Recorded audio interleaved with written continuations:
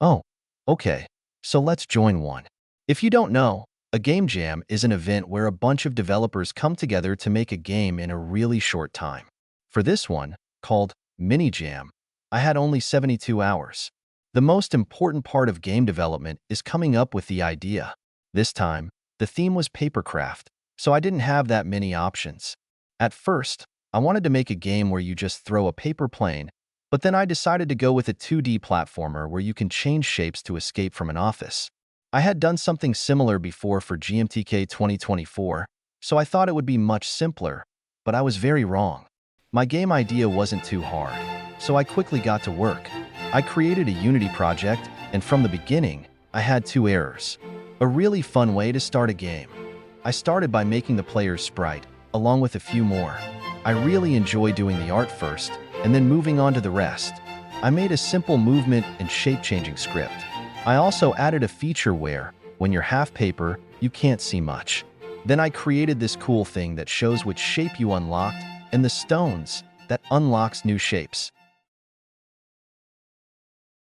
When everything was going really smoothly, I ran into a big problem. You see, I've always used the rigid body's velocity to move the player. But this time, I don't know why, when you jump and then collide with an object while in the air, you just stop. I don't know why this happened, because when I used it before, everything was fine. I created a new project and tried it again, and still, nothing. Then I updated the project to a later version, and you'll never guess, still nothing. I tried using rigid body's force this time, but again, it wasn't working. So, I decided to go back to velocity, but made it so that when you're in the air and not moving, I add some vertical velocity. It's not perfect, but it's better than nothing, and it worked, but was really weird playing. And this is day one. New day, new me. I started by making some sprites for the environment. For the first time in my life, I decided to make sprites 2.5D instead of 2D. Then I started designing the level. This is one of the most important things, and the one I hate the most. But it's necessary. I made a dialogue system, and also the first NPC you can talk to.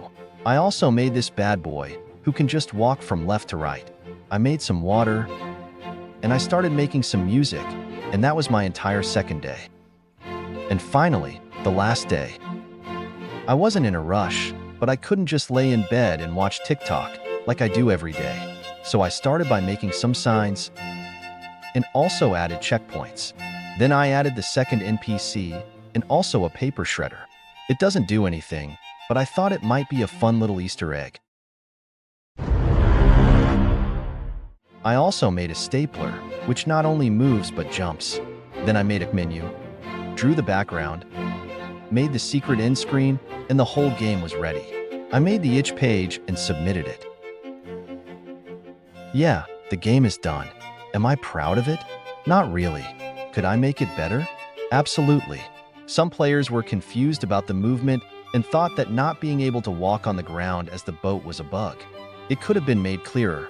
A tutorial would have helped, especially since I had plenty of time. Spawn points weren't very clear either. But with game jams, it's all about learning and improving for the next one. So see you in another one.